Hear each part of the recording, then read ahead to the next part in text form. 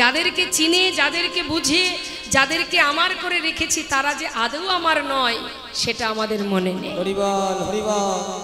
কারণ আমরা জ্ঞান শূন্য হয়ে অজ্ঞানতার অন্ধকারে ঘুরে বেড়াচ্ছি।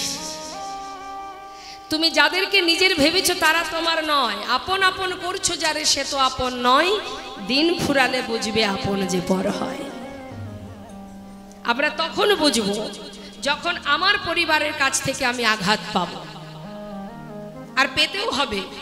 সংসার মানেই ত্রিতাপ জ্বালা, এখানে আমাকে কষ্ট পেতেই হবে। কারণ আমরা আসার সময় যে কথা দিয়েছি, আমরা আসার পর সে কথা ভুলে গেছি কোনটি আমার আর কোনটি আমার নয়।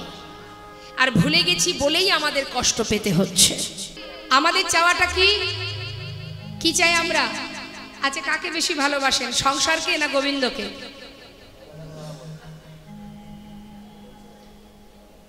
বলুন, সত্যিটা বললে সমস্যা কোথায়? গোবিন্দকে বেশি ভালোবাসেন তো? আচ্ছা, গোবিন্দকেই যদি বেশি ভালোবাসেন তাহলে কীর্তনের পরে কিন্তু আর আপনারা কেউ বাড়িতে ফিরবেন না।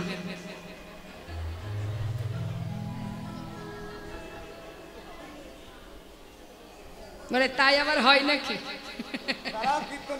প্রকৃত যে ভগবানকে ভালোবাসে, প্রকৃত যে গোবিন্দকে ভালোবাসে, সে কিন্তু সংসারে নেই মা। যেমন সরগোস্বামী আছে কি সংসারে? তারা তো সর্বস্ব পরিত্যাগ করে চলে গেছে, একটা ছিন্ন বসন পরিধান করে। তারা বড় বড় জমিদার ছিল, মন্ত্রী ছিল, সর্বস্ব ফেলে একটা ছিন্ন বসন পরে সংসার ত্যাগ করে চলে গেছে গোবিন্দের নিকটে। এটা হচ্ছে প্রকৃত গোবিন্দকে ভালোবাসা। আর আমরা সংসারকে বেশি ভালোবাসি, একথা বলা ভুল হবে। গোবিন্দকে যতটা ভালোবাসি তার থেকে বেশি ভালোবাসি সংসারটাকে। সেই জন্য এখনো সংসারের মধ্যে হাবুডুবু খাচ্ছি, কি তাই তো? সেই কারণেই আমাদের কষ্ট ভোগ করতে হচ্ছে। যতই বলেন না কেন আমি ভালোবাসি গোবিন্দকে, তার থেকে বেশি, গোবিন্দর থেকে বেশি হলো সংসার। এটা আমার, ওটা আমার, সেটা আমার, সব আমার, কিছুই আমার নয়। কে কার? হ্যাঁ, সন্তানও আমার নয়, স্বামীও আমার নয়, কেউই আমার নয়। আমার মানে সূক্ষ্ম যে আত্মাটি আছে, এই যে আমি, এ কারোর আপন নয়। সময় হয়েছে এসেছে, আবার সময় হলে চলে যাব। ভগবানের দেওয়া সুন্দর দেহের মধ্যে আমি বিরাজ করছি। তিনি যখন চাইবেন প্রকৃতির সৃষ্টি দেহটা, এটা আবার কেড়েও নেবেন। নিতাই গৌর হরি বল, হরি বল। কোথায় থাকবে সংসার, কোথায় থাকবে আপনজন? কেউ থাকবে না। যতই আমার আমার করো, সবই হচ্ছে মোহ আর মায়া, আর কিচ্ছু না। আর এর মধ্যেই আমরা ডুবে আছি, ঘোরতর ভাবে ডুবে আছি। বৈষ্ণব মহাজন বললেন, तुम कहां से आए हो और जाओगी कहां? इतना दिल विचार लो, बस हो गए भजन। একবার ভাবো তুমি কোথা থেকে এসেছো আর কোথায় যাবে, কি তোমার পরিচয়, কি তোমার করণীয়, আর তুমি কি করছো। আমাদের আসল পরিচয় তো এটা নয়। এ তো দুদিনের জন্য আসা এখানে। যে চাকরি করব বলে পাঠিয়েছিল সে চাকরি আমরা করতে পারলাম না। ভগবানের দাসত্ব করা, তার দাস না হয়ে সবাই মায়ার দাস হয়ে বসে আছে। মায়ার দাস, মায়ার পিছনে সেবা করছি, মায়াকে ভালোবেসে বসে আছি। সংসার জীবনটা, এই যে সৃষ্টি, এই ধরিত্রী, এই ধরাকে যিনি সৃষ্টি করেছেন, জীব জগৎকে যিনি সৃষ্টি করেছেন, তারই সব, আমার কিছু নেই। আমি দুদিনের জন্য ম্যানেজারি করছি। আবার যখন আমার সময় হবে আমি চলে যাব, আবার আমার জায়গায় আর একজন এসে ম্যানেজারি করবে। সবই পড়ে থাকবে, আমি চলে যাব। আমার চাকরি বদলি হয়ে যাবে, আমি চলে যাব, আর একজন এসে ম্যানেজারি করবে। কিছুই তুমি নিতে পারবে না। চমৎকার গোবিন্দ এতদিন আমার সঙ্গী হয়ে এই শিক্ষা পেলে, এ কি তুমি করলে গোবিন্দ? ছি গোবিন্দ, ছি। তুমি সঞ্চয় করেছো। তুমি কি জানো না গোবিন্দ, সন্ন্যাসীর নহে কভু সঞ্চয় বাসনা। শোনো গোবিন্দ, তুমি সর্বস্ব পরিত্যাগ করে আমার সঙ্গী হয়েছ ঠিকই, কিন্তু সঞ্চয় বাসনা তোমার মন থেকে এখনো যায়নি। আমি কোনো সঞ্চয় বৃত্তি মানুষের সঙ্গ করি না, তাই আজ থেকে আমি তোমায় ত্যাগ করলাম না।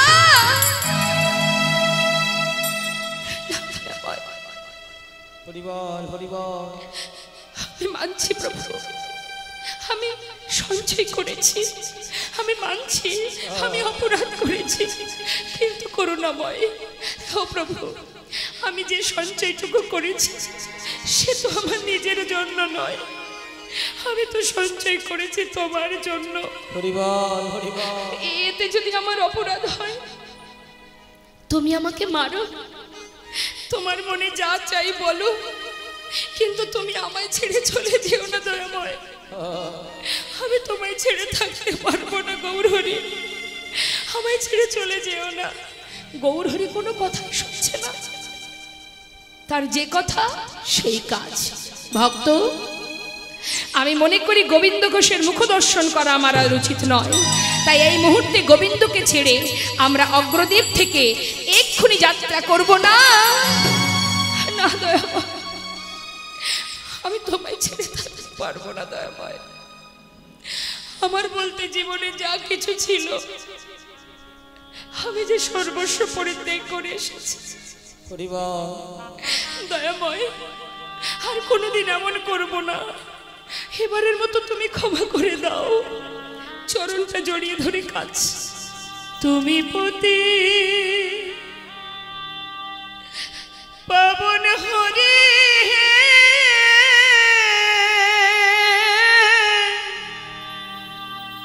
তুমি যেও না চলে,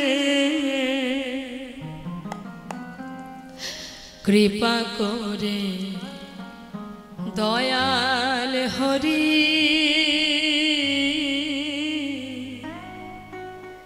তুমি রাখো চরণে।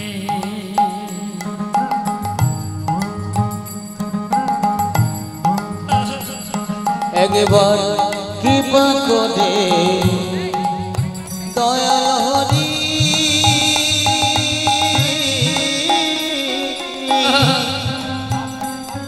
তুমি রাখো চরণে। তুমি পতি পাবন হরি,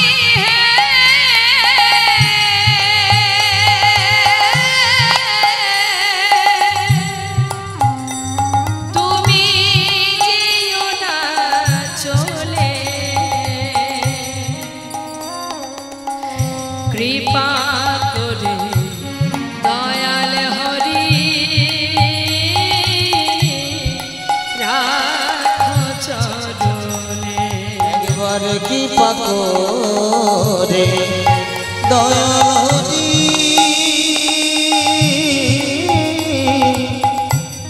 রাখো চরণে।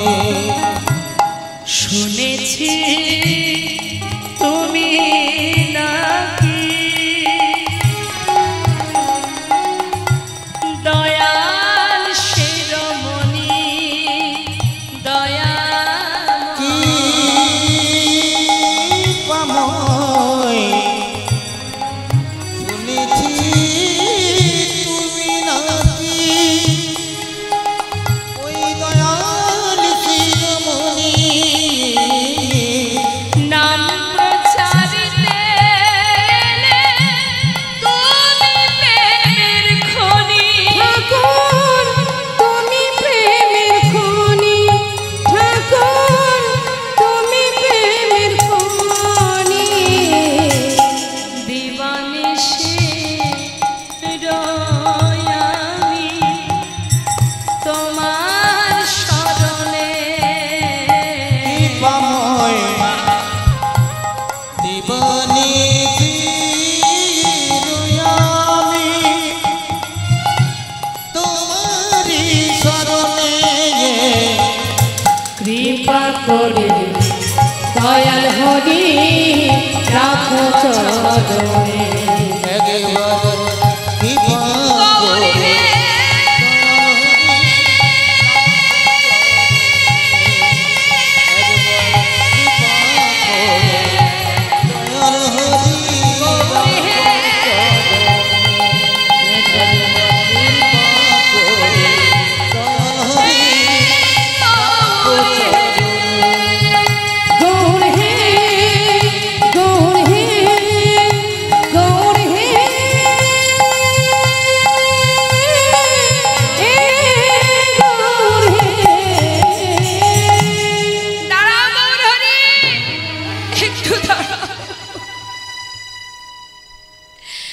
চলে যাওয়ার আগে একটা কথা শুনে যাও দয়াময়। একটা হরিতকে সঞ্চয় করেছি বলে তুমি আমায় ত্যাগ করে চলে যাচ্ছ। সে তো আমি তোমার জন্য করেছিলাম, তাতেও যদি অপরাধ হয় চলে যাও তুমি। আমি চাই না প্রভু, চাই না, আমি তোমার সঙ্গে হতে চাই না, চলে যাও। তবে যাওয়ার আগে একটা কথা শুনে যাও, যদি আমি তোমায় ভালোবেসে থাকি সদা সর্বদাই আমি যদি তোমায় স্মরণ করে থাকি, শয়নে স্বপ্নে আমি যদি তোমায় ডেকে থাকি, চলে যাচ্ছ, চলে যাও। ফিরে তোমাকে আসতেই হবে।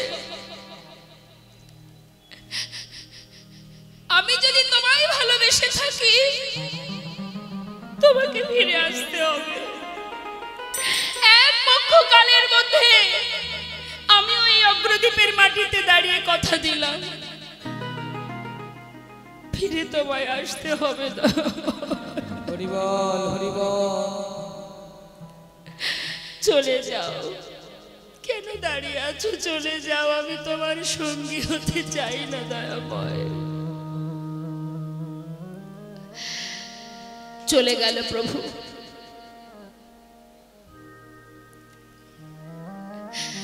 মাটিতে গড়াগড়ি দিয়ে কাঁদছে ভক্ত, আর মনে মনে বলছে দয়াময়, জীবনের সর্বস্ব পরিত্যাগ করে তোমাকে সম্বল করে ঘর ছেড়ে পথে নেমেছি। একটা হরিতকির জন্য তুমি আমায় এত বড় সাজা দিলে দয়াময়। হরিবল হরিবল। চলে যাও। আমিও দেখতে চাই তুমি কত সময় না এসে থাকতে পারো। তুমি আমাকে ভুলে যাও, কিন্তু আমি তো তোমায় ভুলবো না। হরিবল হরিবল।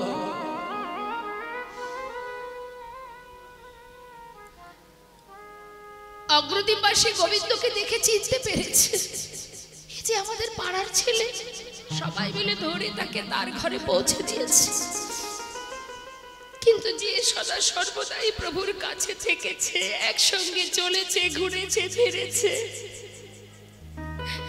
এছাড় মায়ার ঘরে কি করে আর সে মন বসাবে মা? পারছে না। 15 দিনে এক পক্ষকাল, দেখতে দেখতে 13 দিন হয়ে যায়। শুধু আশা পথে নয়নে দিয়ে বসে থাকে, গৌর হরি এই বুঝি এলো, এই বোধহয় প্রভু এলো। কিন্তু 13 দিন চলে গেল, সে তো এলো না।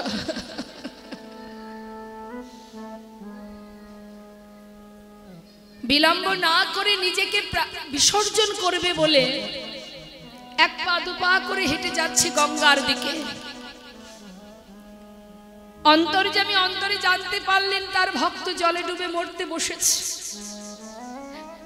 তিনি ছিলেন রামকেলিতে, একটা কষ্টি পাথর জলে ভাসিয়ে দিল। সেই পাথরটা ভাসতে ভাসতে অগ্রদ্বীপের ঘাটে এসে পৌঁছালো। আর এদিকে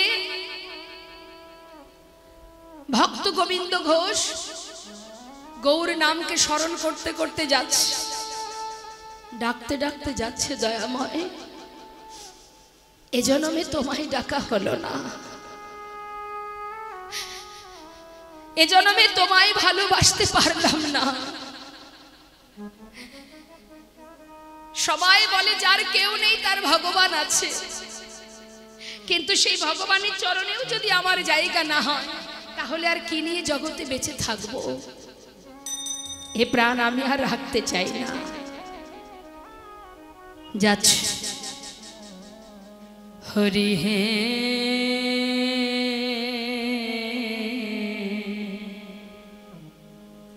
বলো আমার সেদিন কবে হবে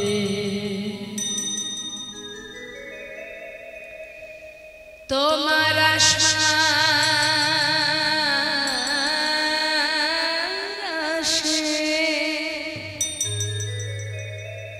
আমি আছি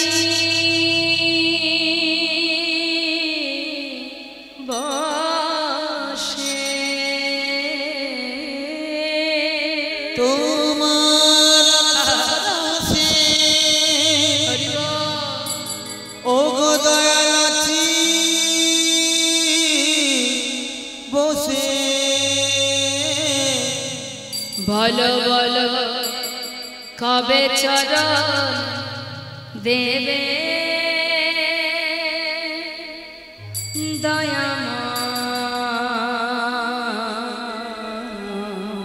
বলো বলো সেদিন কবে মা হবে সেদিন কবে মা হবে ভবের মাঝে আসা যাওয়া তোমায় ডাকা হলো না যা বলবো বলে সবাই এসেছিলাম আমাদের বলা হলো না এই ভবের মাঝে আসা যাওয়া তোমায় ডাকা হলো না আমরা যা বলবো বলে এই ভবে এসেছিলাম আমাদের তা বলা হলো না তুমি পারে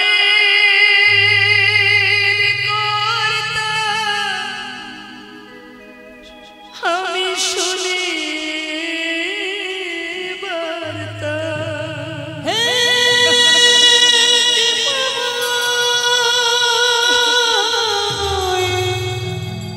তুমি করুণা তুমি পারে করতা আমি শুনি বার্তা বলো বলো কবে করিবে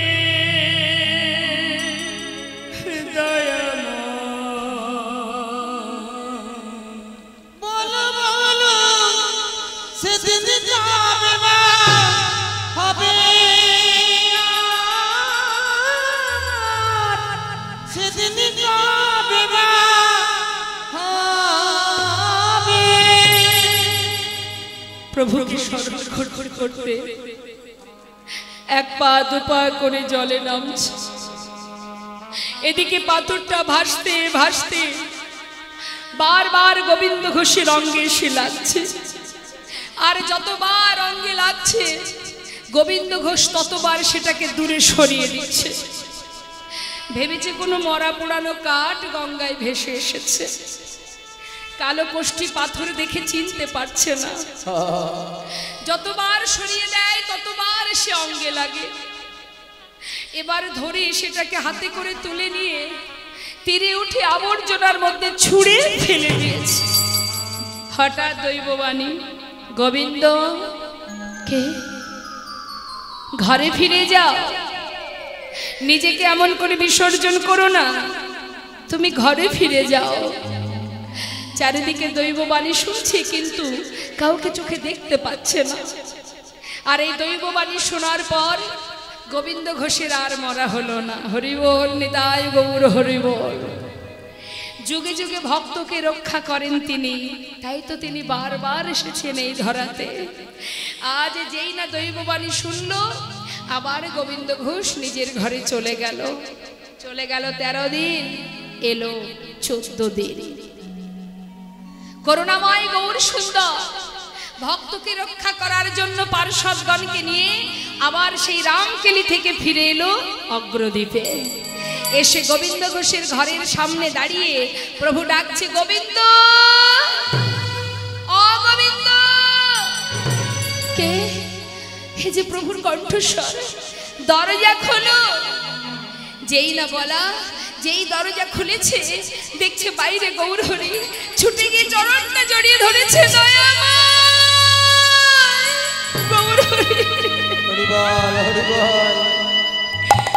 তুমি এসেছো দয়াময়, এই অধমের কথা তোমার মনে পড়েছে গৌরহরি। আমি যে তোমায় ছেড়ে থাকতে পারবো না গৌরহরি, কথা দাও, কথা দাও। এই যে তুমি এলে আর আমাকে তোমার চরণ ছাড়া করবে না, কথা দাও প্রভু। শান্ত হও, কথা দিলাম আর কখনো তোমায় আমি আমার কাছ থেকে দূরে সরাবো না। গোবিন্দ, আমি যে আসবো তুমি জানতে না তো প্রভু? সে কি? আমার আগমন বার্তা তো আমি অনেক আগেই তোমার কাছে পাঠিয়েছি, পাওনি আগমন বার্তা? কই প্রভু, আমাকে তো কেউ কিছু বলেনি। গোবিন্দ, গঙ্গার জলে ডুবে মরতে গিয়েছিলে? হ্যাঁ প্রভু, তুমি কি করে জানলে?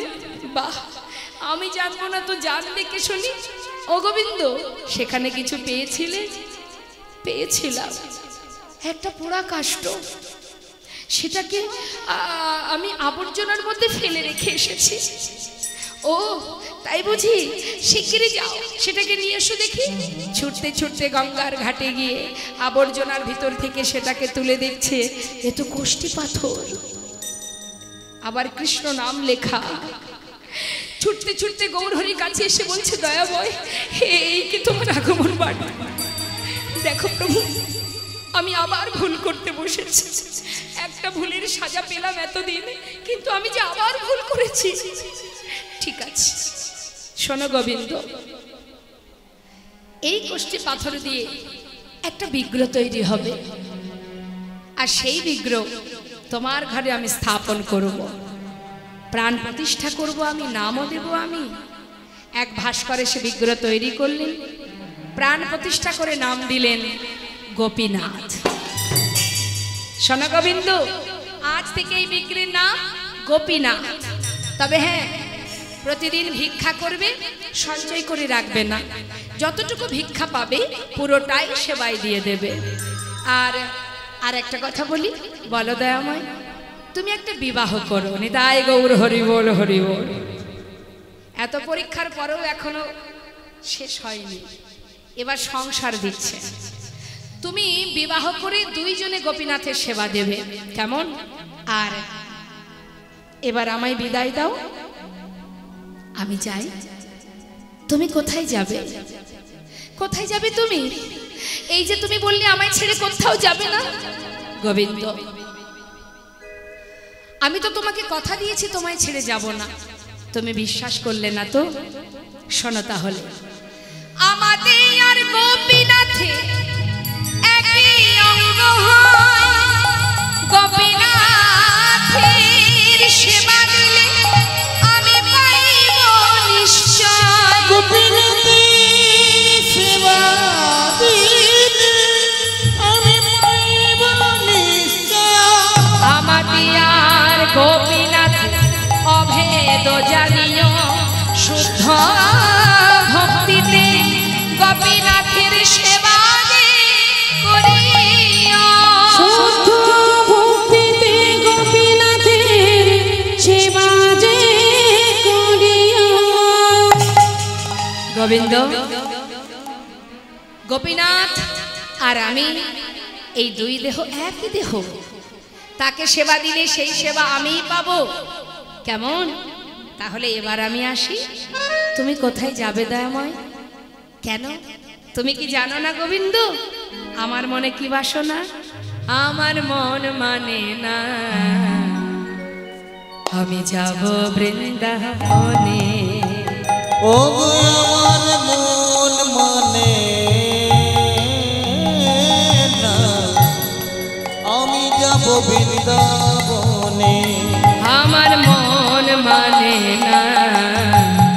যাব বৃন্দাবনে। আমার মন মানে না যাব বৃন্দাবনে। আহা নয়ন ভরে নয়ন ভরে দুটি নয়ন ভরে দুটি নয়ন ভরে অগো নয়ন ভরে হেরব সদা নয়ন ভরে ফেরব সদা মদন মোহনে। আমার মন মানে না যাব বৃন্দাবনে। আমার মন মানে না যাব বৃন্দাবনে। আমার মন মানে না যাব বৃন্দাবনে। চলে গেলেন গৌর সুন্দর, বৃন্দাবনের পথে যাত্রা করলেন। কিন্তু মা গোবিন্দকে বলে গিয়েছিলেন কি, যা ভিক্ষা করবে পুরোটা সেবায় দেবে। আর কি বলেছিলেন, বিবাহ করবে। প্রতিদিন ভিক্ষা করে যা পায় দিনে 4 বার সেবা দেয়। 1 বছর যেতে না যেতে ওই যে গৌরহরি বলে গেলেন বিবাহ করো। সুকন্যার সন্ধান পেয়ে শুভ দিন দেখে বিবাহ সম্পন্ন করলেন। তাই গৌরহরি তাহলে স্ত্রীকে নিয়ে ঘরে এলো। যেদিন থেকে স্ত্রীকে ঘরে নিয়ে এলো সেদিন থেকে গোবিন্দর সেবা একবার কমে গেল। আগে 24 ঘন্টায় গোবিন্দের প্রতি ছিল, বিবাহের পর সংসার একটু বড় হলো, এখন এদিকেও তো একটু সময় দিতে হবে, যার কারণে সেদিক থেকে সময় একটু কমে গেল। তারপরে 1 বছর গেল, হলো একটি পুত্র সন্তান। ছেলের নাম দিল গোপীনাথের নামে। এটা আমার বিগ্রহ গোপীনাথ, এ হলো আমার পুত্র গোপীনাথ। আমি 2 পুত্রের পিতা। যেদিন সন্তান ঘরে এলো সেদিন থেকে ভগবানের সেবা আরো একবার কমে গেল। এটা যে শুধু গোবিন্দ ঘোষের ক্ষেত্রে হয় তা কিন্তু নয়, এটা আমাদের ক্ষেত্রেও হয়।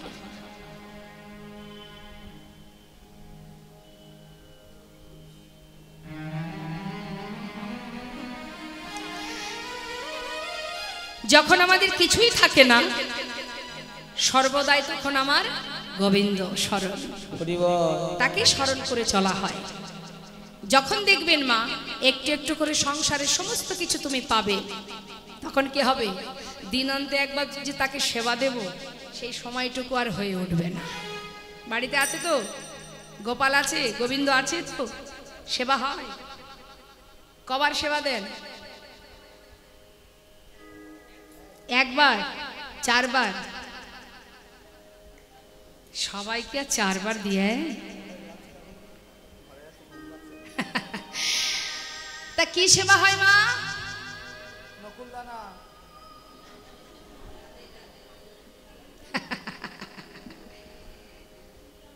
কি সুন্দর জিনিস, 200 গ্রাম করলে মাস পার হয়ে যায়। আবার দেখবেন ওমা বসুন, বাড়ি যাবেন, ঘুম পেয়েছে, মেয়ে কাঁদছে, ও আচ্ছা যান।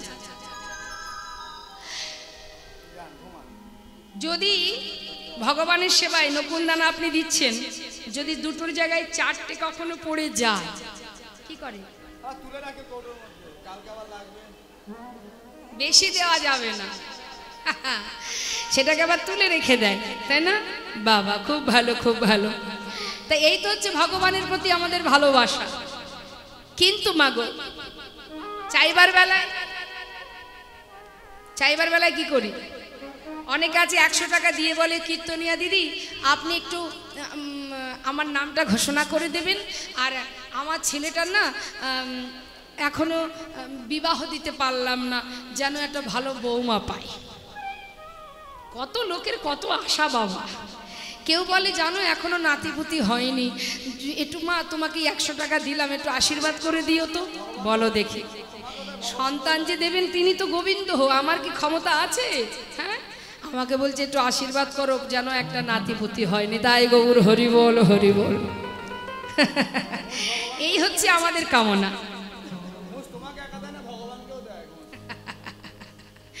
তা আমরা এই পিছনে ছুটে বেড়াই, এটা দাও ওটা দাও, সুখে রাখো, ভালো রাখো, শান্তিতে রাখো, হ্যাঁ, সর্বদাই শুধু নিজের সুখ কামনা করি। কিন্তু ভক্ত কি চায়? ভক্ত কি চায়? হে প্রভু, শুধু তোমার কাছে একটা বাসনা, যেন তোমার চরণ ছাড়া করো না। আমার জীবনে দুঃখ কষ্ট সে তো আমার কারণে আমি পাচ্ছি, এর জন্য তো তুমি নও, এর জন্য তুমি দায়ী নও। জেনে রাখবেন মা, এখন গরম পড়েছে না? হ্যাঁ, আচ্ছা, গরম যখন আস্তে আস্তে গরম যখন আসে তখন কি আমরা ভগবানের সেবা দেওয়া বন্ধ করে দিই? কেন, আমরা তো বলতেই পারি, এ গোবিন্দ তুমি কেন এত গরম দিচ্ছ, হ্যাঁ, আগে গরমটা তাড়াও, না হলে তোমায় সেবা দেব না। বলতে পারি তো? পারি না। বরং কি করি? সেটাকে মেনে নিয়ে আমরা চলি। তার জন্য আমাদের ব্যবস্থা আছে, কি? ফ্যানের ব্যবস্থা, এসির ব্যবস্থা, অর্থাৎ তাকে মানিয়ে নিয়ে চলাই জীবের ধর্ম। শীতকাল এলে কি করি? ঠান্ডা লাগলে ভগবানের সেবা বন্ধ করে দিই। কি করি? তাকে সঙ্গে করে নিয়ে চলি। কিভাবে? গরম পোশাক পরি। তাহলে জীবনে যেটাই আসবে সেটা মেনে নিয়ে চলো, তাহলে কষ্ট হবে না। আমাদের জীবনটা হচ্ছে সেবার থালার মতো। সেবার থালায় যেমন নানাবিধ সাজানো থাকে, আমাদের জীবনটাও তাই। আমরা যে সুখ কামনা করি, মন দিয়ে শুনবেন কথাটা, আমরা যে সুখের আশায় ছুটে বেড়াই, শুধু সুখেই কি জীবন? শুধু সুখ যদি আপনার জীবনে থাকে, কোনো দুঃখ না থাকে, তার মধ্যে আপনি শান্তি পাবেন না। জীবনে যখন দুঃখ থাকবে তখনই সুখটাকে ভালো লাগবে। একটা সেবার থালায় অনেক কিছু থাকে, অন্ন থাকে, রসা থাকে, ভাজা থাকে, চাটনি থাকে, হ্যাঁ। আচ্ছা, মনে করুন মা, এই যে টক ঝাল মিষ্টি তিতো সবকিছুই আছে, এর মধ্যে আপনার প্রিয় হচ্ছে চাটনি। এখন আপনাকে যদি সব ফেলে দিয়ে এক থালা চাটনি দিয়ে দিই, সন্তুষ্ট হবেন আপনি? খুশি হবে? আপনি তো চাটনি প্রিয়, তাহলে আপনাকে চাটনি দেওয়া হবে, শুধু চাটনি দেওয়া হবে, আর কিছু দেব না। খুশি হবেন না? আপনি তখনই খুশি হবেন তার সঙ্গে আর যারা ছিল, তিতো ছিল, ঝাল ছিল, হ্যাঁ, তবেই আপনার ভালো লাগবে। সবার শেষে যখন চাটনি সেবা করবেন তখনই তৃপ্তি বোধ হবে, শান্তি পাবেন, তাই না? জীবনটা যেমন আমাদের, এই যে জীবনে একটি ভোজনের থালা যেমন, জীবনটাও তেমন। এর মধ্যে চাওয়া থাকবে, হারানো থাকবে, উঁচু থাকবে, নিচু থাকবে, ভালো মন্দ সব থাকবে, হাসি থাকবে, কান্না থাকবে, দুঃখ থাকবে, সুখ থাকবে। তবেই তো দুঃখের পরে সুখ এলে আপনি শান্তি পাবেন। তাই গৌর হরি বল, হরি হরি। তাই কোনো কিছু, জীবের স্বভাব কি? যদি আপনার জীবনে দুঃখ থাকে আপনি সুখের পিছনে ছুটবেন, আর আপনার জীবনে যদি সুখে ভরা থাকে আপনি শান্তি পাবেন না। যেটা জীবের না থাকে জীব সেই দিকে ধেয়ে যায়, এটা জীবের স্বভাব। যেটা আপনার কাছে আছে আপনি তাতে খুশি নন, দেখবেন যেটা নেই আপনি সেই দিকে ছুটে বেড়াচ্ছেন। এটাই মানুষের স্বভাব, জীবের স্বভাব। তাই আজ গোবিন্দ ঘোষের অবস্থা কি? সংসার যখন বড় হলো, এবার গোবিন্দ ঘোষের সেবা 4-এর জায়গায় 2 বার হয়ে গেল। প্রভু দেখলেন ভক্তকে তো মায়ার বাঁধনে বাঁধা যাবে না, ও তো মায়ামোহে আবদ্ধ হচ্ছে। একটা একটা করে মায়া যেমন দিয়েছি তেমন আবার কাটিয়ে নেব। যেই না বলেছে কাটিয়ে নেব, মনে মনে স্থির করেছেন প্রভু, একটার পর একটা পরীক্ষা শুরু হয়ে গেল। পরীক্ষা করছে কি? একটার পর একটা করে কাটিয়ে নিচ্ছে মায়া। একদিন ভিক্ষা করে ফিরে এসে নিজের স্ত্রীকে ডাকছে, মাধবী, ও মাধবী, যা কিছু ভিক্ষা করেছি 2 ভাগ করো, 1 ভাগ রন্ধন করো, 1 ভাগ তুলে রাখো। আমি চললাম স্নান করতে, ফিরে এসে গোপীনাথের সেবা দেব। যেই না স্নানে চলে গেল, স্নান করে ঘরে ফিরে এসে দেখছে কি, ঝোলাটা যেখানে রেখেছিল সেইখানে পড়ে আছে, রান্না হয়। কোথায় গেল মাধবী? এখনো রন্ধন করলো না। হ্যাঁ, গোপীনাথের সেবার বেলা বয়ে যাচ্ছে। মাধবী, মাধবী, গেলে কোথায়? সাড়া পাচ্ছে না। কি করে পাবে? দেহে তো আর প্রাণ নেই মা। গোপীনাথের চরণ ধরে মাধবী পড়ে আছে। গোবিন্দ ঘোষ ডাকতে ডাকতে ঘরের ভিতরে প্রবেশ করে বিগ্র গোপীনাথের চরণে তার স্ত্রী মাধবী পড়ে থাকতে দেখে গোবিন্দ ঘোষ দরজার কাছে দাঁড়িয়ে ডাকছে, মাধবী, মাধবী, ওঠো ওঠো, এখন চরণ ধরে পড়ে থাকলে হবে? কত বেলা হয়েছে, আগে সেবা দাও, ওঠো, শিগগিরই ওঠো।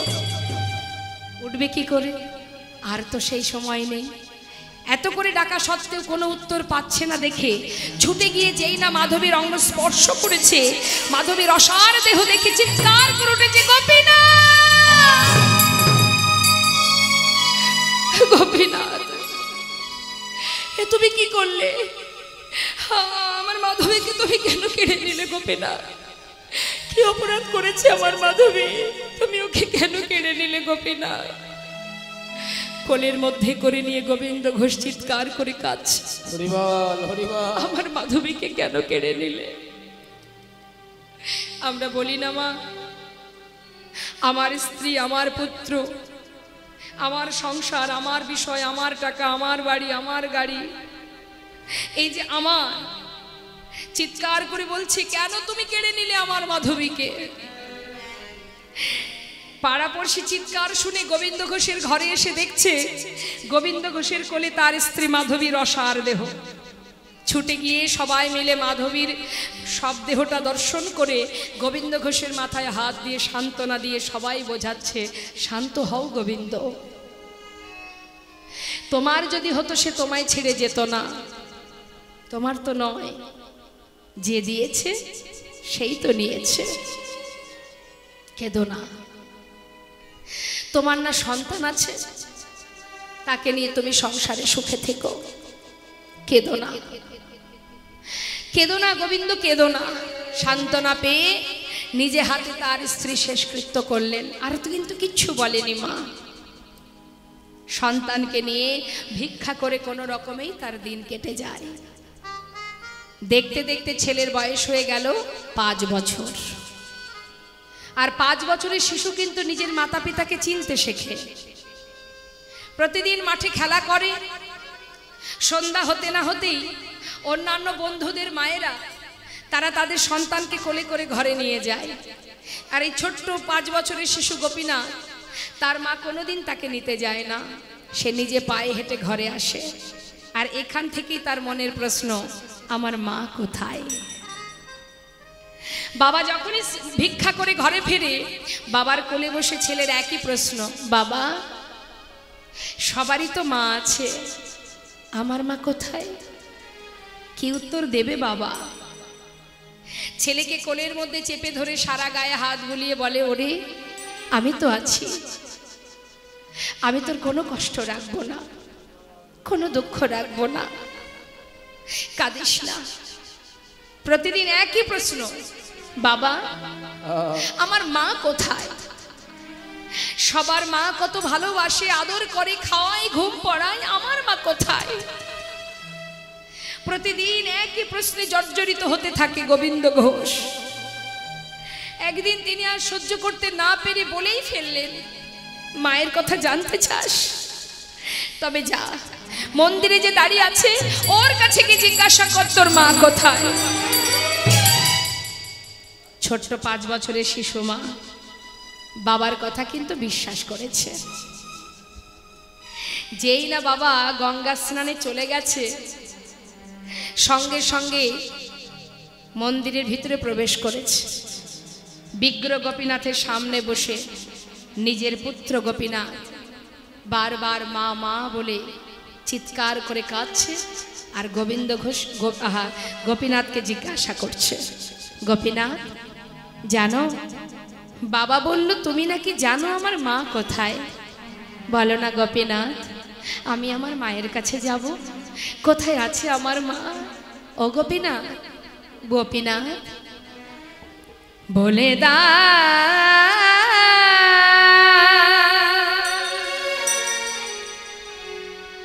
হে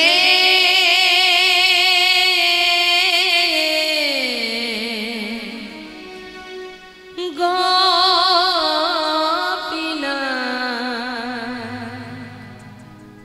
বলো কোথায় আমার মা,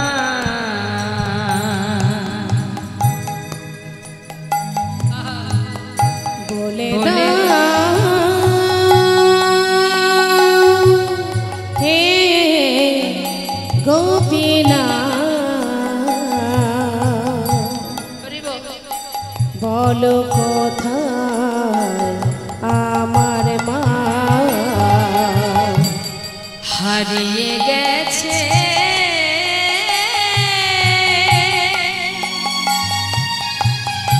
মা যে আমার, আমি খুঁজে পেলাম না, না না। বলো বলো কোথায় আমার মা, বলে দাও হে গোপীনাথ, বলো কোথায় আমার মা, ডাকি আমি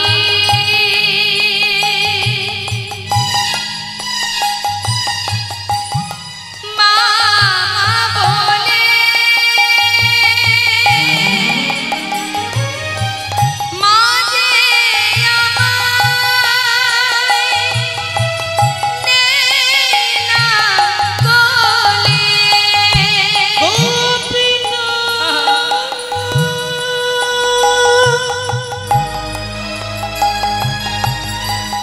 তুমি আমায় বলে দাও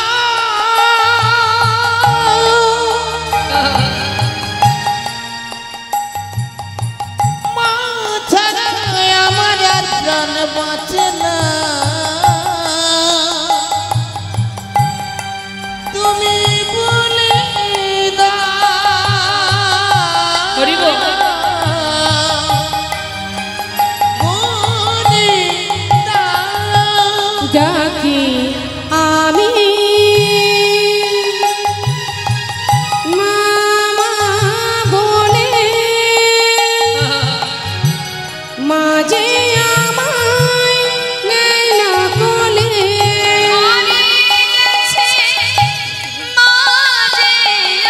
হারিয়ে গেছে মা যে আমার,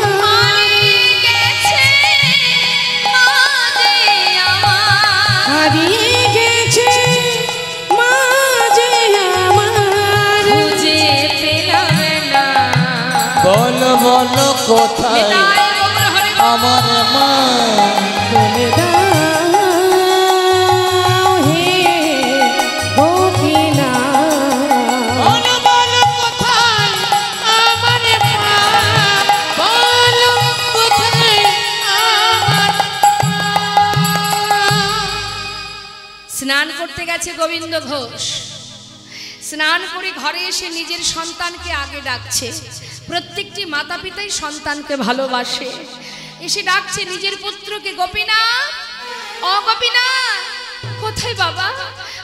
আমার কোলে আয়, কতক্ষণ তোকে দেখিনি, আয় আমার কোলে আয় বাবা, এই দেখ আমি এসেছি, একবার কোলে আয়। হঠাৎ সন্তানের কান্না শুনতে পেয়ে ছুটতে ছুটতে ঘরের ভিতরে প্রবেশ করে দেখছে বিগ্রহ গোপীনাথের চরণে তার পুত্র মা মা বলে কাঁদছে। ছুটে গিয়ে সন্তানকে কোলের মধ্যে জড়িয়ে ধরে সারা গায়ে হাত বুলিয়ে কাঁদছে। ওরে কাঁদিস না, কাঁদিস না বাবা, কাঁদিস না, আমি তো আছি। ও তোকে কোনোদিন বলবে না তোর মা কোথায়, আমি বলছি, আমি তোর মা, আমি তোর বাবা। তুই আমাকে মা বলি না, আমাকে বাবা বলি না। তুই ছাড়া যে আমার আর কেউ নেই গোপীনাথ। তুই যদি কাঁদিস আমি কার কাছে যাব বল? দেখিস আমি তোর কোনো কষ্ট রাখবো না, আমি কোনো দুঃখ রাখবো না তোর। কাঁদিস না বাবা, কাঁদিস না।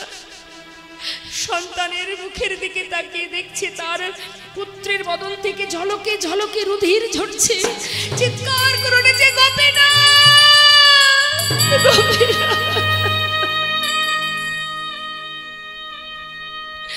কেড়ে নিও না গোপীনাথ, আমার সন্তানকে তুমি কেড়ে নিও না। তুমি তো আমার স্ত্রীকে কেড়ে নিয়েছো, আমি কিচ্ছু বলিনি তোমায়। ও ছাড়া যে আমাকে বাবা বলে ডাকবার আর কেউ নেই গোপীনাথ, আমার পুত্রটাকে তুমি কেড়ে নিও না। বদন থেকে রুধির ঝরছে, গোবিন্দ ঘোষ চিৎকার করে প্রভুকে ডেকে বলছে, দয়াময় কেড়ে নিও না।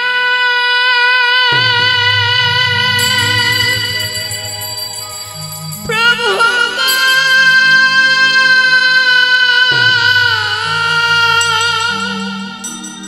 তুমি কেড়ে নিও না। তুমি যে ব্যথা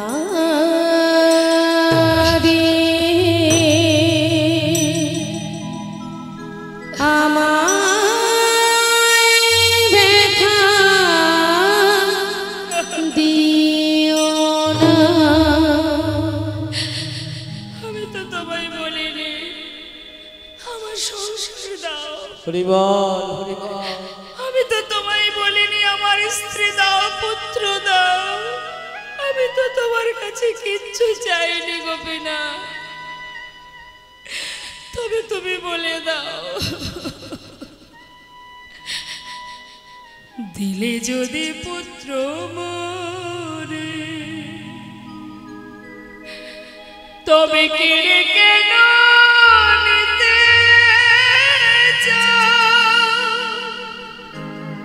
পারি না সহিতে প্রভু।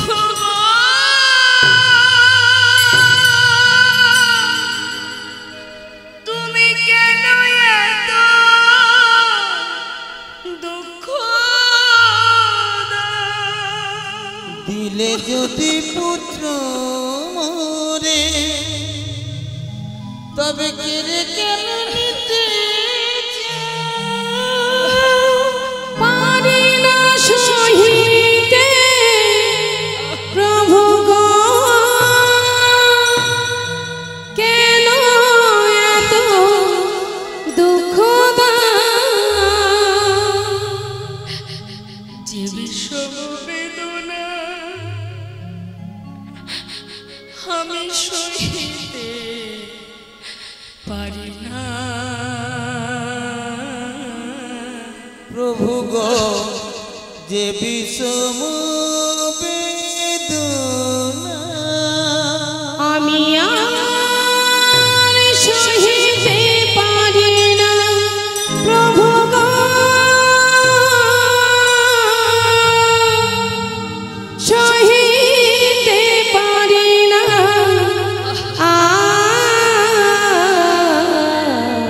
তুমি যে ব্যথারি, আমায় ব্যথা দিও না। আমরা এখন বর্তমানে আছি কোথায়? নবদ্বীপে। নিতাই গৌর হরি।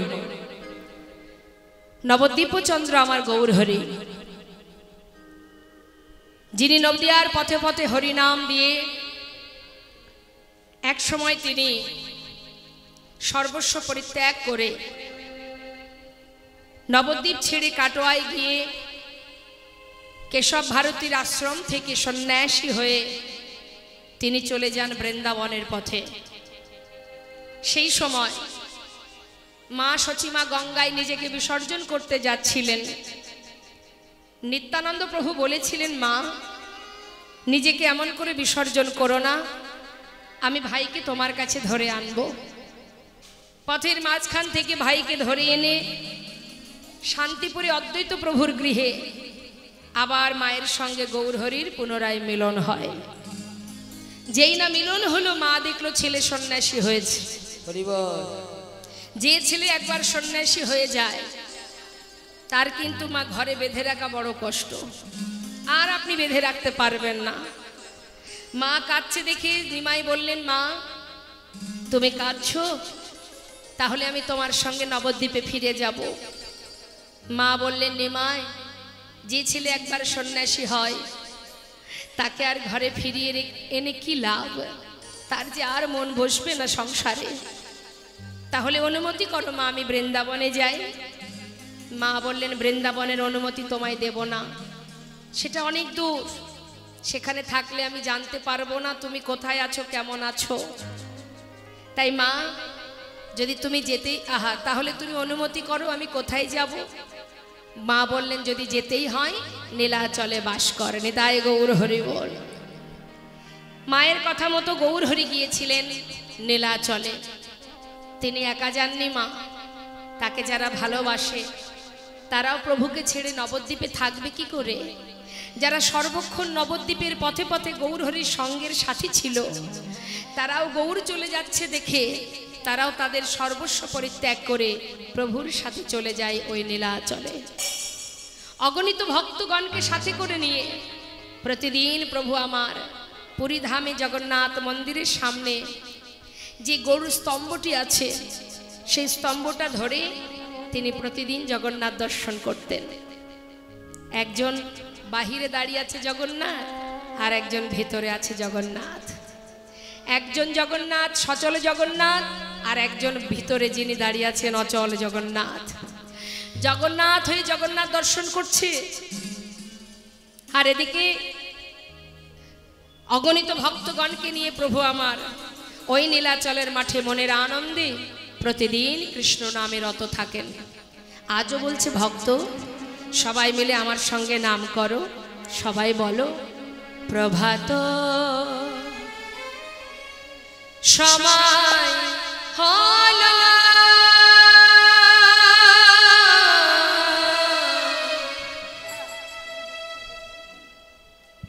কৃষ্ণ কৃষ্ণ বলো। ওই না প্রভাত সময়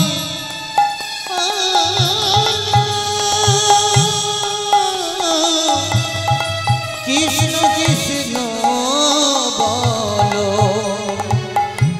প্রভাত সময় হলো, কৃষ্ণ কৃষ্ণ বলো। প্রভাত সময় হলো, কৃষ্ণ কৃষ্ণ বলো। কৃষ্ণ ভজ কৃষ্ণ চিন্ত, কৃষ্ণ নাম করসার, নাম বিনা কলি জীবে গতি নাহিয়া। আর কৃষ্ণ ভজ কৃষ্ণ চিন্ত, কৃষ্ণ নাম করসার, নাম বিনা কলি জীবে গতি নাহিয়ার। যে নাম সেই কৃষ্ণ ভজনিষ্ঠা করি, নামের সহিতে আছে আপনি শ্রী হরে। নাম ভজ নাম চিন্ত, নাম করসার। হরি বল হরি বল হরি বল হরি বল। হরি বল হরি বল হরি বল হরি বল। হরি হরি বল। বল হরি বল হরি বল। হরি বল হরি বল হরি বল হরি হরি হরি বল হরি বল। হরি বল।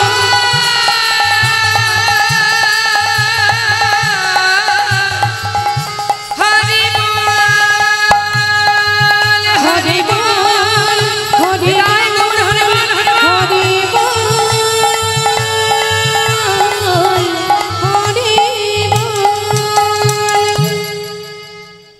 নীলাচলের মাঠে সবাই মিলে আনন্দে মত্ত হয়ে আছে। ঠিক সেই সময় এক ভক্ত দূরে দাঁড়িয়ে দাঁড়িয়ে প্রভুর সেই লীলা দর্শন করছে, আর অদূরে দাঁড়িয়ে চোখের জলে বুক ভাসিয়ে কাঁদছে। অন্তর্যামী তিনি তো সবার অন্তরে থাকেন মা, তার কি আর জানতে কিছু বাকি থাকে গো? যে ভক্ত দূরে দাঁড়িয়ে কাঁদছেন সেই দিকে তিনি লক্ষ্য দিলেন, লক্ষ্য দিয়ে ধীরে ধীরে সবার মাঝখান দিয়ে তার কাছে গিয়ে দাঁড়ালেন। কে তুমি? এমন করে কাঁদছো, কি চাই তোমার? দয়াময়, সর্বস্ব পরিত্যাগ করে তোমার কাছে এসেছি, শুধু তোমার সঙ্গী হব বলে। আমার সঙ্গী কেন জানো কি তুমি? যে আমার সঙ্গী হয় তাকে যে সারা জীবন কষ্ট পেতে হয়, তুমি পারবে না। তার থেকে ঘরে ফিরে যাও, সেটাই ভালো। দয়াময়, আমি তোমার সঙ্গী হব, এটাই যথেষ্ট। জীবনে কষ্ট আসুক আর সুখই আসুক, আমার কোনো দুঃখ নেই। এটা কিন্তু সত্য কথা মা। যারা গোবিন্দকে ভালোবাসে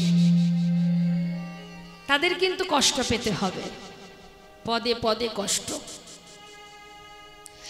আপনি যদি মনে করেন ভগবানকে ভালোবেসে আপনি সুখী হবেন, খুশিতে থাকবেন, তবেই ভুল হয়ে যাবে।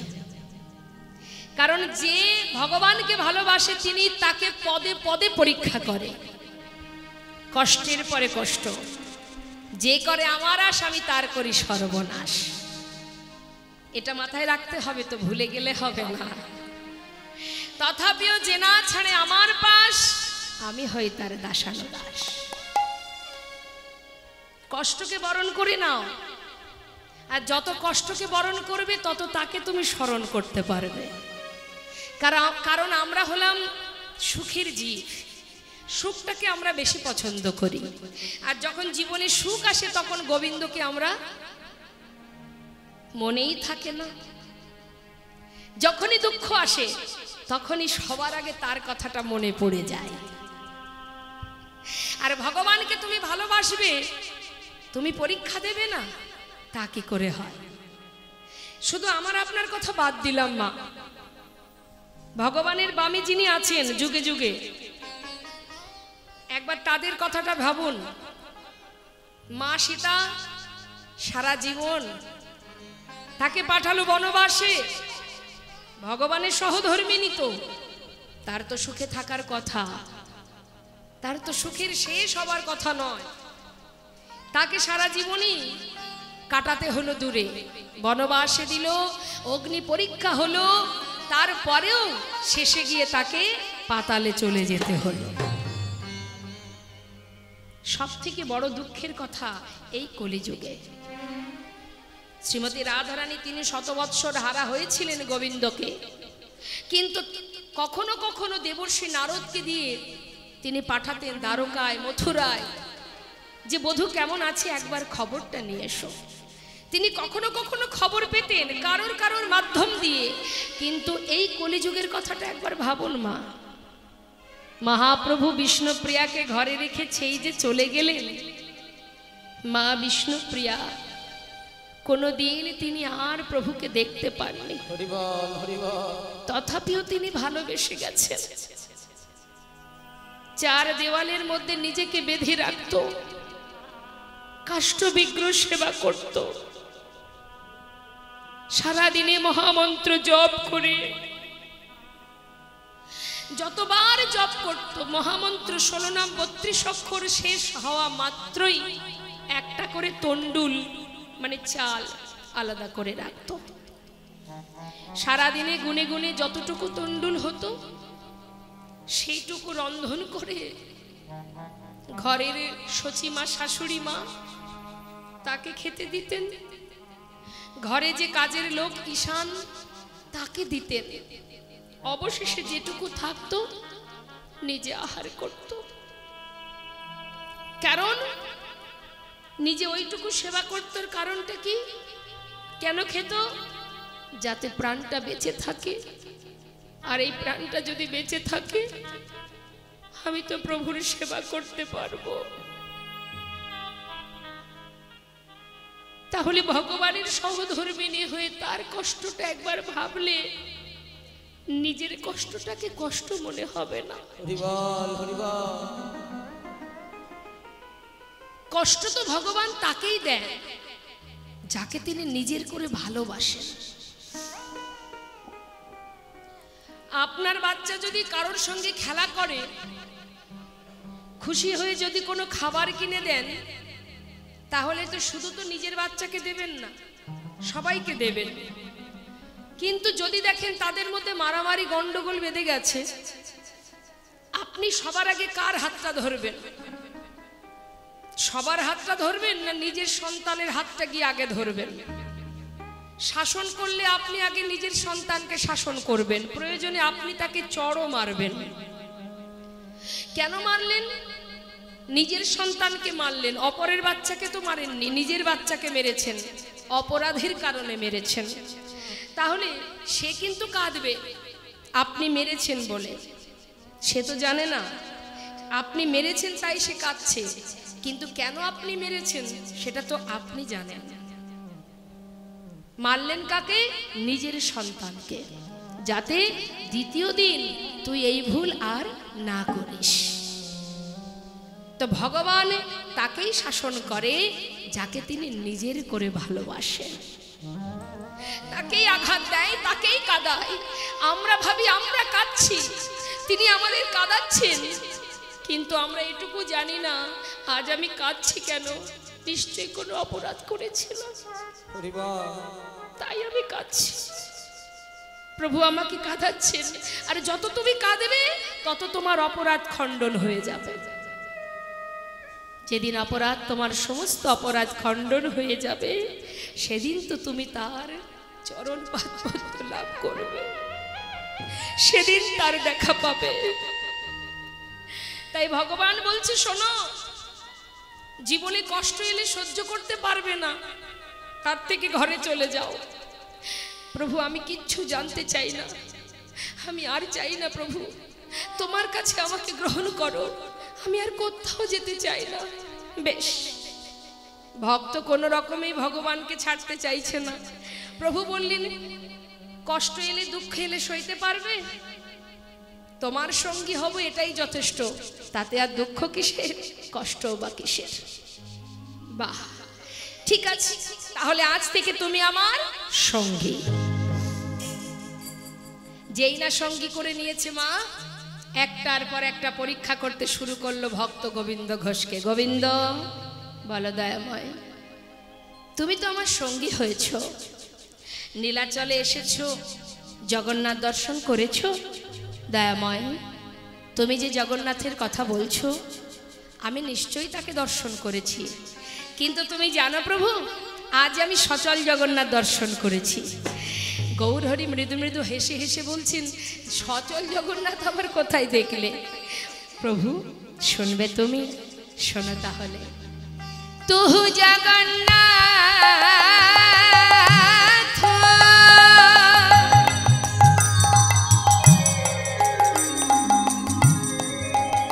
ও গো দয়াময়,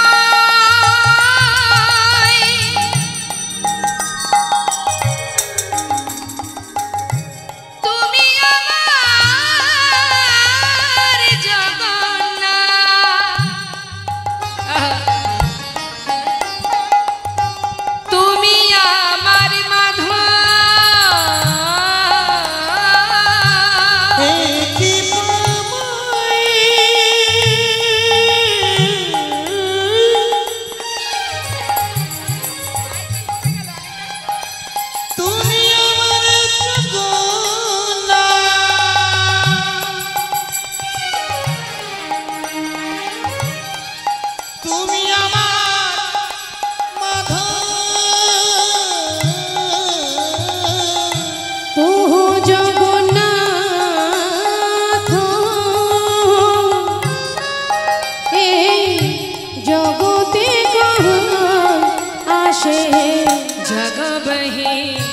নাহি মন ছাড়ে মাধব, বহু তুমি নতি করু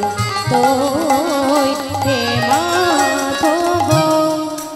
আমি ওই চরণে সবে সবেছি,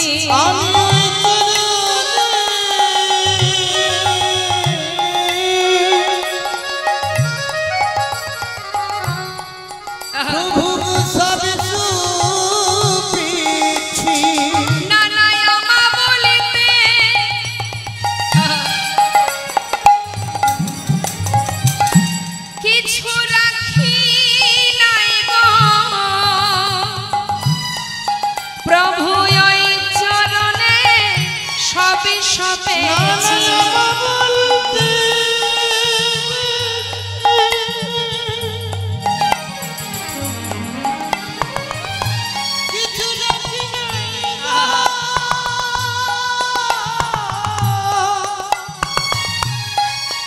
প্রভু গই চরণে সব শুনেছি না না আমা বলিতে কিছু রাখি নাই গো ওই চোর তোমার হলাম বলে আমা বলতে কিছু রাখি নাই গো গৌর তোমার হলো বলে আমা বলতে কিছু রাখি নাই গো গৌর তোমার হলো বলে আমা বলতে কিছু রাখি নাই গো গৌর তোমার হলো বলে ওই চরণে সব সপেছি ওই রাতে তুলসী এ দেহ সবর প্রিয় দয়া যেন না ছোড়ো মোর হে মাধব বহু তুমি নথি করু তোই হে মাধব খুব চিন্তা হচ্ছে তাই না কি করে কি হবে হ্যাঁ চিন্তা করছো চেয়ে দেখো কত ভক্ত আসছে সবার হাতে আমার সেবার বস্তু আর চিন্তা আছে চিন্তার অবসান হয়েছে তো তাহলে আর দেরি না করে যাও এবার অন্তত রন্ধন করো বিলম্ব না করে তাড়াতাড়ি করে এবার সমস্ত সেবার বস্তু একত্রিত করে রন্ধন বসালেন রন্ধন হলো সর্বাগ্রে প্রভুর সেবা হলো গৌরহরি সেবার পর গৌরহরি আচমন করে এবার গোবিন্দ ঘোষের কাছে গিয়ে বললেন গোবিন্দ ও গোবিন্দ সেবা তো দিলে দাও যেই না হাত বাড়িয়েছে গোবিন্দ ঘোষ অবাক ও প্রভু আবার কি চাই জানো না সেবা দিলে সেবার পরে কি দিতে হয় জানো না না তুমি বলো কি চাই আমি এক্ষুনি এনে দেব তোমায় আচ্ছা সত্যি দেখছি তুমি জানো না আমার যে একটু মুখশুদ্ধি চাই গোবিন্দ ও এই ব্যাপার তা কি মুখশুদ্ধি চাই প্রভু তাও জানো না হ্যাঁ মায়েরা জানে কি গো মা জানেন না গৌরহরির মুখশুদ্ধি কি বাবা জানে না মানে আচ্ছা হরি তো কি চাই তো ঠিক আছে প্রভু তুমি বসো আমি এক্ষুনি যাবো আর আসবো এই বলে প্রভুকে বসিয়ে রেখে গ্রামে চললেন মুখশুদ্ধি ভিক্ষা করে মুখশুদ্ধি মাগিবার তরে গোবিন্দ চলিল আর মুখ শুদ্ধি মাগিবার তরে গোবিন্দ চলিল ওই নামক শ্রুতি ওই শ্রুতি মাগিবার তরে গোবিন্দ চলিল গ্রামের মধ্যে গিয়ে সবার ঘরের সামনে দরজার কাছে দাঁড়িয়ে দাঁড়িয়ে বলছে মুখশুদ্ধি দাও না মরে মুখ শুদ্ধি দাও না মোরে শ্রুতি দাও না মোরে মহাপ্রভুর সেবার তরে মুখশুদ্ধি দাও না মরে মহাপ্রভুর সেবা তরে মুখ শুদ্ধি দাও না মোরে দুইটি হরি তকে মাগিয়া লইল ওইটি হরিত কি মাগিয়া লইল দুটো হরিতকে ভিক্ষা করে ছুটতে ছুটতে ফিরে আসছে কিছুটা পথ এসেছে মা কিছুটা পথ আসার পরে মনে মনে চিন্তা করছে কাল যেমন মুখশুদ্ধি চেয়েছিল আজকে যেমন মুখশুদ্ধি চাইলো কাল যদি আবার কোথাও গিয়ে বলে মুখশুদ্ধি দাও তার থেকে এক কাজ করি দুটো হরিতকি তো একটা নিজের কাছে রেখে দেব আর একটা প্রভুকে দেব সে তো আর জানছে না আমি কি দিয়ে কি করছি সেই ভালো মনে মনে ভাবছি কিন্তু বলুন দেখি মা তার কি কিছু জানতে বাকি থাকে রাত্রের অন্ধকারে চাপাল গোপাল শ্রীবাসের অঙ্গনের সামনে ভবানী মায়ের পূজার সজ্জা নিয়ে যে কুকর্ম করেছিল কেউ তো জানতো না কিন্তু তার উপযুক্ত সাজা সে পেয়েছিল না গৌরহরি বলেছিল শ্রীবাস আজ আমার আর হরিনাম করতে ভালো লাগছে না মায়ের কাছে যাব তুমি তাড়াতাড়ি গিয়ে দরজাটা খুলে দাও শ্রীবাস পণ্ডিত দরজা খুলতে এসে দেখছে কি ভবানী মায়ের পূজার সজ্জা ছড়িয়ে ছিটিয়ে ছাগ মন্ড ঝুলিয়ে রেখেছে আসল সত্যটা গোপন করে নিজে হাতে পরিষ্কার করে যখন ফিরেছে, গৌরহরি জিজ্ঞাসা করলেন, শ্রীবাস কখন গিয়েছো দরজা খুলতে, এত দেরি হলো কেন? দয়াময়, সকালবেলা ভোরবেলা কত বৈষ্ণব যাচ্ছে গঙ্গা স্নানে, আমি দরজায় দাঁড়িয়ে একটু বৈষ্ণব দর্শন করছিলাম। মনে মনে প্রভু বললেন, বেশ তুমি পরম বৈষ্ণব, তাই আসল সত্যটা গোপন করে দিলে। তা যে সত্যটা তুমি গোপন করেছো, এই সত্যটা একদিন জগতে সবাই জানতে পারবেন, তাই গৌর হরি বল।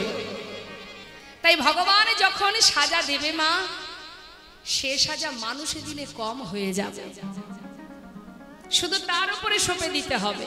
যে অপরাধী করুক না কেন, আপনি সাজা দিতে যাবেন না, শুধু তার কাছে সঁপে দেবেন।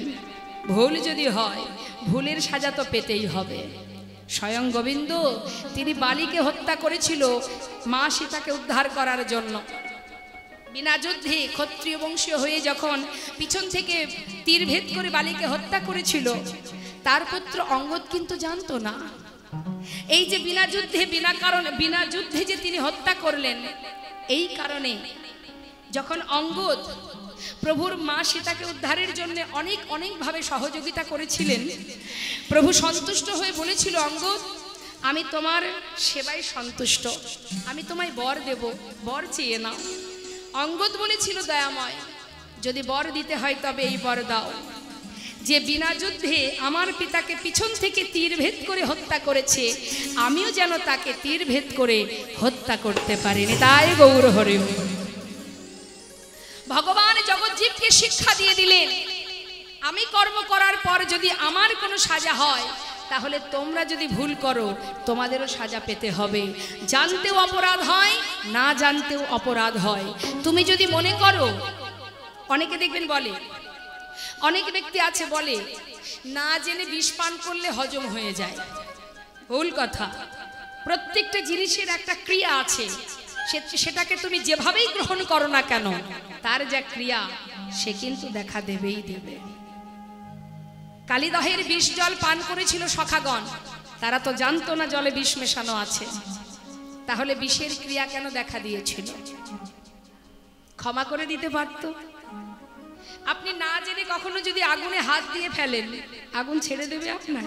নিতাই গৌর হরি বল, হরি বল। অপরাধ অপরাধ যেভাবেই করো, জেনে শুনে করলেও অপরাধ, না জেনে করলেও অপরাধ। তাই সাজা পাওয়ার সময় আমরা বুঝতে পারি কষ্ট পাচ্ছি, কিন্তু কি জন্য যে কষ্টটা পাচ্ছি সেটা একবার অনুভব করার শক্তি আমাদের থাকে না। তার জন্য তিনি দায়ী। কষ্ট পেলে তিনি দায়ী, একটু কষ্ট হলেই ভগবান দায়ী, তুমি কষ্ট দিচ্ছ, তাই না?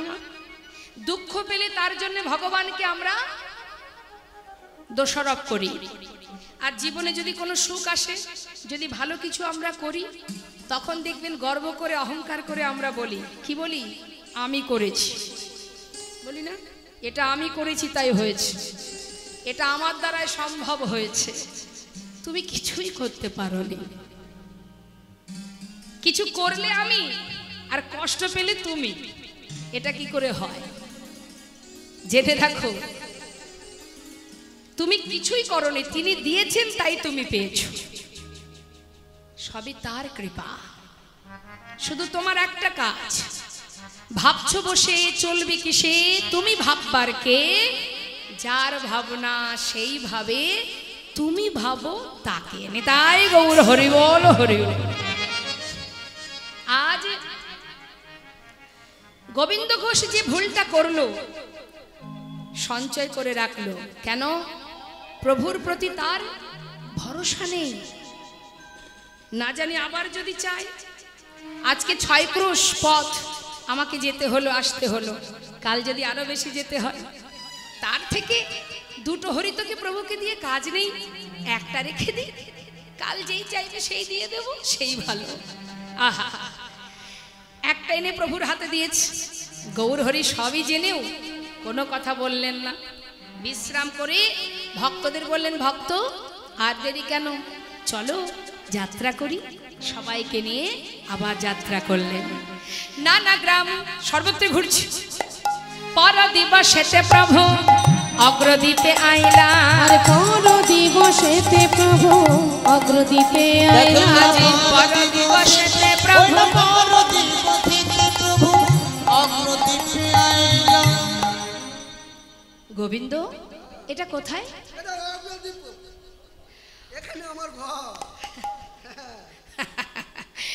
ও এখানেই তোমার ঘর। আচ্ছা আচ্ছা, শোনো গোবিন্দ, তাহলে আর কোথাও যাব না, এখানে সেবার ব্যবস্থা কর। সেবার ব্যবস্থা হলো, সবার আগে প্রভুর সেবাও হলো। সেবার পরে প্রভু আবার কি করলেন? মুখশুদ্ধি লাগি প্রভু কর বাড়াইলা, মুখশুদ্ধি লাগি প্রভু কর বাড়াইলা, মুখশুদ্ধি লাগি প্রভু কর বাড়াইলা। মুখশুদ্ধি দাও না মোরে, মুখশুদ্ধি দাও না মোরে, মুখশুদ্ধি দাও না মোরে, মুখশুদ্ধি দাও না মোরে। ভোজনের অবশেষে মুখশুদ্ধি দাও না মোরে, ভোজনের অবশেষে মুখশুদ্ধি দাও না মোরে, মুখশুদ্ধি লাগি প্রভু কর বাড়াইলা, মুখশুদ্ধি লাগি প্রভু কর বাড়াইলা।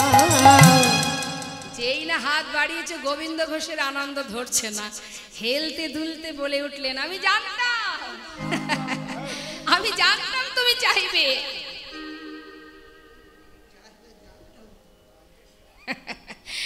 দাঁড়া প্রভু, এক্ষুনি দিচ্ছি। যেটা নিজের কাছে ছিল মা তাড়াতাড়ি করে বাহির করে এই নাও প্রভু। গৌর হরি বলেন, দাঁড়াও গোবিন্দ,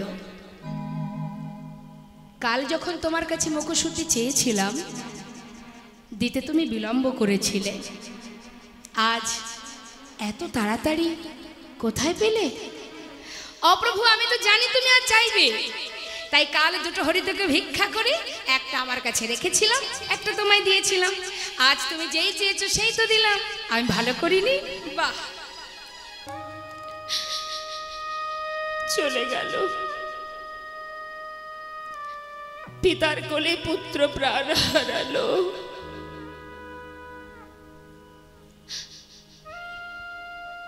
মৃত সন্তানকে নিয়ে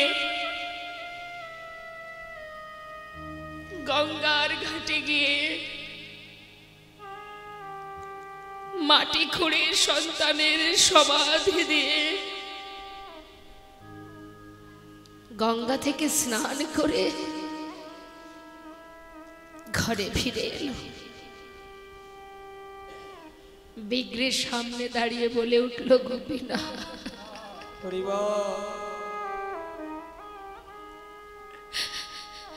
সর্বস্ব কেড়ে দিলে তুমি,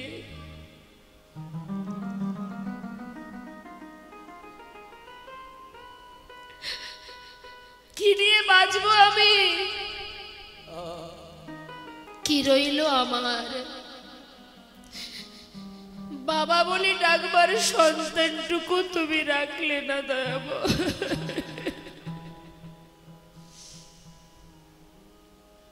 আমি আর বাঁচতে চাই না, বেঁচে থেকে কি লাভ? আমি আর বাঁচতে চাই না। একদিন, দুদিন, 3 দিন হয়ে যায়, না ভগবানের সেবা হয় না তার সেবা হয়। শুধু ঘরের মধ্যে মাটিতে গড়াগড়ি দিয়ে কাঁদে আর নিজের সন্তানকে ডেকে বলে, গোপীনা ফিরে আয় বাবা, একবার ফিরে আয়। কোথায় গেলি তুই? একবার এসে বাবা বলে না। ও গোপীনা, কোথায় গেলি? সন্তান শোকে মাটিতে গড়াগড়ি দিয়ে নিজের পুত্রকে ডাকছে। 3 দিন হয়ে গেল। 4র্থ দিন প্রভু আর পাথরে দাঁড়িয়ে থাকতে পারছেন না। হরি বল, হরি বল। ভক্তের চোখের জল সইতে না পেরে বিগ্রহ থেকে সচল মূর্তি ধারণ করে এক পা দুপা করে ঘরে এসেছে, ডাকছে, বাবা বাবা। কে? আমি? তোমার পুত্র, আমার পুত্র। না না, তুমি কেন আমার পুত্র হতে যাবে? হ্যাঁ, আমার পুত্র তো কবেই মরে গেছে। হ্যাঁ, আমি আর কারোর বাবা নই। তুমি কে? চলে যাও, আমি তোমায় চিনি না। বাবা, তোমার মনে আছে তুমি না একদিন বলেছিলে তুমি দুই পুত্রের পিতা? কারোর দুটো সন্তানের মধ্যে যদি একটি মারা যায়, তবে কি বাবা আরেকটি সন্তানকে না খাইয়ে রাখে? 4 দিন হলো আমায় কিচ্ছু খেতে দাওনি। জানো বাবা, আমি আর পারছি না, তাই তো এসেছি তোমার কাছে, আমায় কিছু খেতে দাও। ও, তুমি এসেছো আমার কাছে। হরিবল হরিবল। তুমি আমাকে বাবা বলে ডাকলে। তুমি জানো জগতে প্রত্যেকেই কেন একটা পুত্র সন্তান চায়? শেষের দিনে মাতা পিতার শেষকৃত্য করবার জন্য। আজ তুমি আমাকে বাবা বলে ডাকছো, তুমি পারবে শেষের দিনে আমার শেষকৃত্য করতে? পারবে না। পারবে না। কি করে পারবে? তুমি তো সোনার সিংহাসনে বসে থাকো, তুমি পারবে না, তুমি পারবে না। বাবা, পারবো, আমি কথা দিচ্ছি, আমি পারবো, আমি তোমার শেষকৃত্য করব। ও, তুমি পারবে শেষের দিনে অন্তিম সময়ে আমার শেষকৃত্য করবার জন্য, আমার জন্য কাছা নিতে? পারবো। তুমি পারবে আমার জন্য 1 মাস বিষণ্ণ খেতে? পারবো। তুমি পারবে আমার জন্য পিণ্ড দিতে? পারবো, পারবো বাবা, পারবো। 1 দিন 2 দিন নয়, আমি পারবো। তবে কতদিন জানো? যতদিন পৃথিবীতে চন্দ্র সূর্যের উদয় হবে, আমি ততদিনই তোমার শেষকৃত্য করে যাব। এবার কিছু খেতে দাও। কয়েক বাড়ি থেকে ভিক্ষা করে সেবা দিয়েছে। বেশ কিছুদিন এইভাবে গোপীনাথের সেবা হলো। কিছুদিন পর গোবিন্দ ঘোষ শয্যাশায়ী হলেন, আর চলতে পারে না। হরিবল হরিবল। ভগবান প্রতিদিন পুত্র সেজে তার কাছে এসে তার কণ্ঠটা জড়িয়ে ধরে কাঁদে আর বলে, বাবা তোমার কি কষ্ট হচ্ছে? না রে, কেন কষ্ট হবে? প্রত্যেকের সময় আসবে, এই মুহূর্ত, এই অন্তিম সময় সবার জীবনে আসবে, সবাইকেই একদিন যেতে হবে। বাবা, কেউ যাবে আগে, কেউ পরে, তাই কষ্টর আর কি আছে বল? তুই একটা কাজ করবি কি? বল না বাবা, আমাকে একটু চরণামৃত এনে দিতে পারবে কিনা? নিশ্চয়, দাঁড়াও। সচরণামৃত পান করালেন প্রভু। গোপীনাথ, বলো বাবা। আমার শিয়রের পাশে না একজোড়া করতাল আছে, যাবার আগে আমাকে একটু নাম শোনাবি বাবা?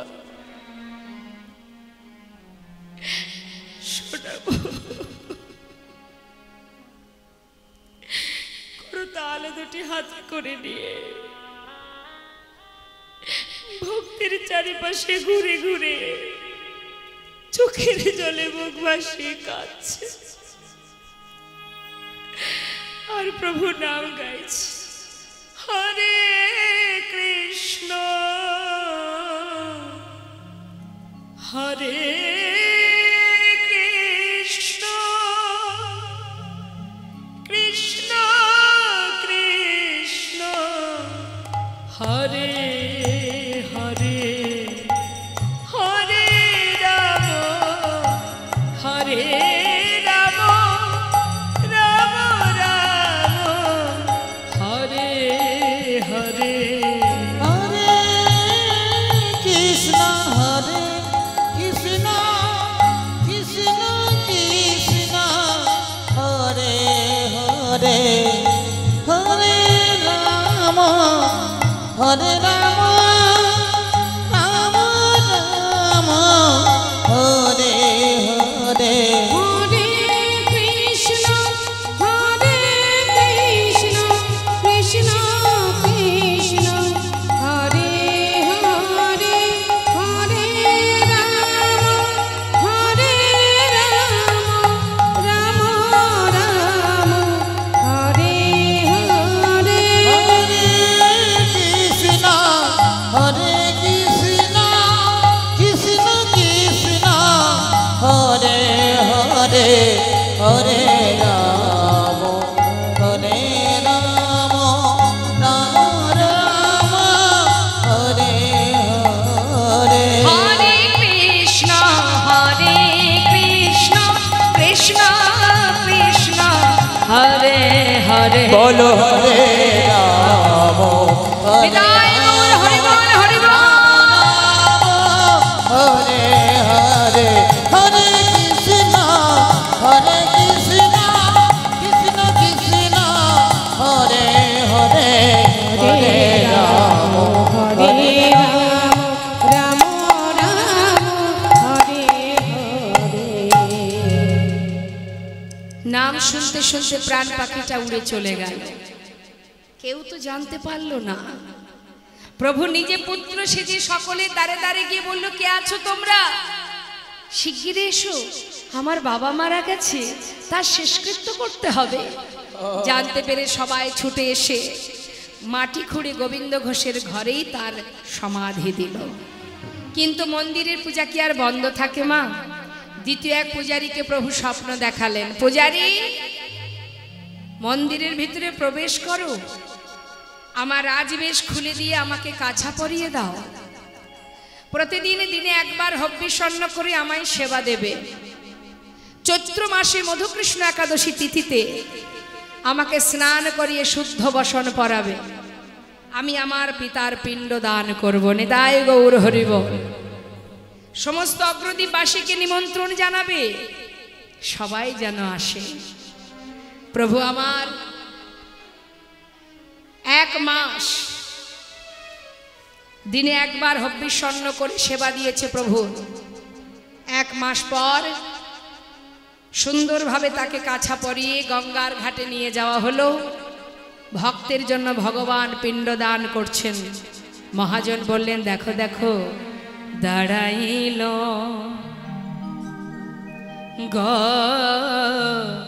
গোপীনা দেখো পিণ্ড হাতে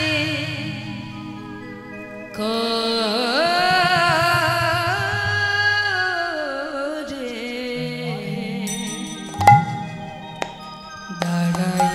দাঁড়াইল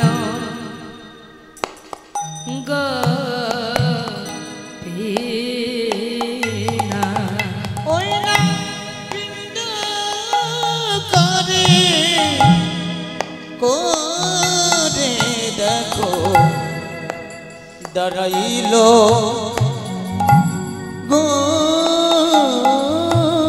গোপীনা পিতৃকার্য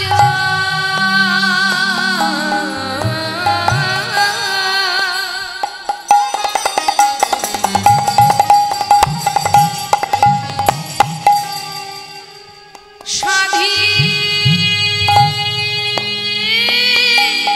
বারে গোপীনা